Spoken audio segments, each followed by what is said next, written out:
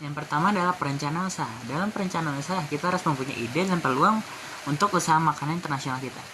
Yang pertama itu menentukan jenis makanan internasional yang akan kita buat. Menentukan jenis makanan dapat dilihat dari banyaknya asal negara turis yang datang ke Indonesia. Misalnya Cina, yaitu berarti masak makanan Cina. Orang Jepang berarti sushi dan yang lainnya. Yang kedua adalah mengolah makanan dengan tepat. Kalau kita mengolah makanan dengan tepat, kita pasti mempunyai cita rasa yang lezat, dan jika kita menambahkan rasa dari Indonesia, mungkin itu akan menjadi nilai tambah untuk makanan tersebut. Yang ketiga adalah menggunakan bumbu yang tepat. Jika misalnya dari India menggunakan rempah, carilah lokasi yang tepat. Dalam memilih lokasi usaha, pilihlah lokasi yang strategis agar calon pembeli datang ke warung makanan atau restoran yang akan kita buat. Lanjut. Yang kelima adalah tentukan harga. Ketika memulai usaha, setidaknya kita memasang tarif yang tidak terlalu mahal.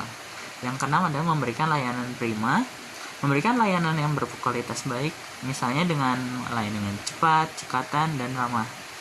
Dan yang terakhir adalah konsisten dalam pelayanan. Jika kayak kita itu ngasih jam buka, jam tutup yang tetap. Yang selanjutnya adalah sumber daya yang dibutuhkan. Sumber daya adalah salah satu faktor produksi dari yang seperti benda atau jasa yang digunakan untuk menciptakan, menghasilkan, atau meningkatkan nilai guna suatu barang atau jasa. Yang pertama adalah faktor produksi alam. Segala faktor sesuatu yang tersedia di alam seperti air, tanah, iklim, dan tumbuh-tumbuhan. Yang kedua adalah faktor produksi kerja, yaitu segala kemampuan yang dimiliki manusia, mau jasmani ataupun rohani, yang digunakan dalam proses produksi. Yang pertama adalah tenaga kerja jasmani, lebih banyak menggunakan fisik.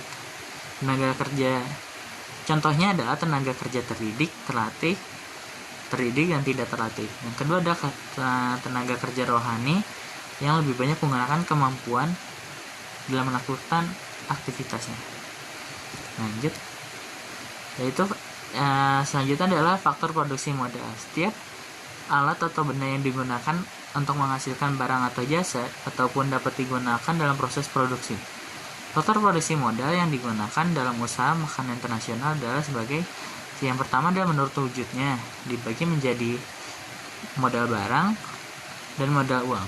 Jika menurut fungsinya, dibagi menjadi modal perorangan, modal masyarakat.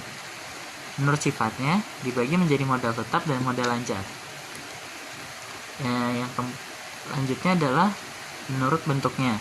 Modal dibagi menjadi modal nyata dan modal tidak nyata atau abstrak. Dan yang terakhir adalah sumber modal. Modal dibagi menjadi, kalau dari sumbernya, jadi modal sendiri dan modal pinjaman. Selanjutnya adalah perencanaan pemasaran usaha makanan internasional. Langkah awal adalah sebelum memulai sebuah usaha makanan internasional adalah menentukan segmentasi pasar.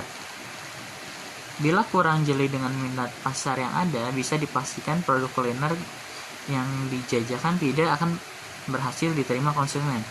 Ada dua faktor utama yang bisa dimanfaatkan untuk menentukan segmentasi pasar, yaitu lokasi usaha dan harga jual. Yaitu selanjutnya penyusunan proposal makanan. Seseorang yang akan memulai usaha makanan internasional sebaiknya membuat perencanaan yang disusun dalam sebuah proposal. Isi proposal yaitu adalah visi dan misi, tujuan kegiatan usaha, maksud kegiatan usaha, profil usaha makanan nasional, dan segmentasi pasar. Dan strategi pasar. Yang pertama adalah segmenting, dan yang terakhir adalah analisis SWOT sebagai kekayaan usaha.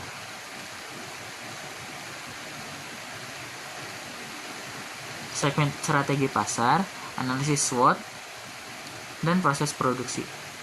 Penerapan sistem makanan internasional berdasarkan daya dukung daerah.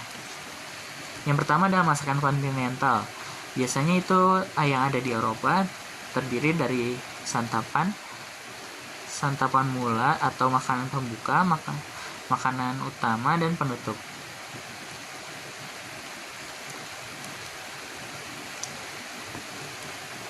Masakan Oriental. Masakan Oriental biasanya ada di Cina, Jepang, Indonesia, Malaysia, Arab, Turki, India, dan lainnya. Kalau masakan Cina adalah keistimewanya pengolahannya cepat dan dilengkapi dengan saus tomat, sambal cuka, dan kecap. Jika masakan Jepang, terkenal antara bumbu yang dipakai adalah bawang putih, jahe, lada, macam-macam kecap, shoyu, mirin, sake, vetsin, cuka, dan mustard. Yang selanjutnya adalah makanan Filipina, merupakan negara penghasil kelapa. Masakannya pun banyak menggunakan kelapa dan santan. Teknik yang selanjutnya adalah teknik pengolahan makanan internasional.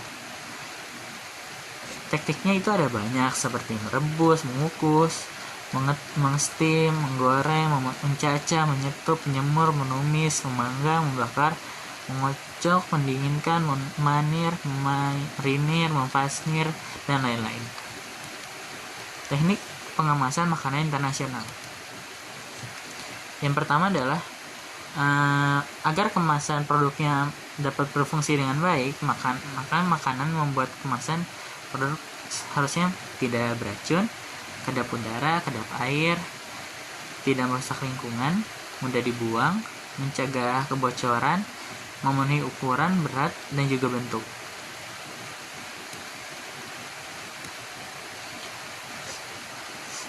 Sekian dari saya, maaf jika ada kesalahan. Terima kasih. Wassalamualaikum warahmatullahi wabarakatuh.